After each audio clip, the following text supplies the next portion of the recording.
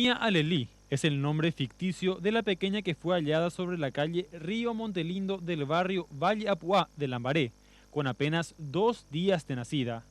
En el video divulgado por la Fiscalía se ve el momento en que la mujer, que no parece superar los 30 años de edad, se acerca con la criatura y se sienta en una esquina esperando a que no haya nadie.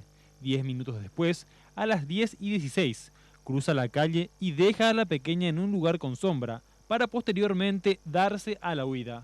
Yo no pensé pasar por esto. Escuché el llanto parecía un animalito, pensé, y salí a mirar y seguí el llanto y me encontré con la sorpresa de que era una bebé.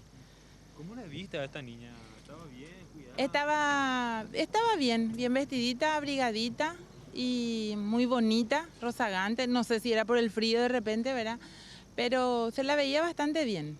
La Fiscalía investiga ahora este video para dar con el paradero de la mujer que abandonó a la pequeña y solicita ayuda de la ciudadanía para ver si es que alguien puede reconocerla.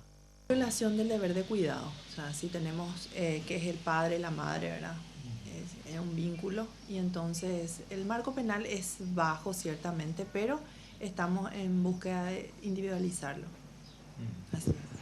Ahora, esta persona podría haber justamente tenido esta criatura en el mismo hospital de Lambaré. Y es posible porque del estado en que se encontraba y de las curaciones que tenía la bebé, muy probablemente con seguridad nació en un hospital, pero también puede ser que haya sido en el hospital de Lambaré o Villa Elisa, en las inmediaciones se cree, ¿verdad? Natalia afirmó que en un primer momento quiso quedarse con la pequeña hasta que se encuentre un hogar sustituto, pero que posteriormente le comentaron que existe un procedimiento para ello. Pero me aclaró que no es fácil y que tienen familias acogedoras que están entrenadas y bueno, me parece bien, ¿verdad?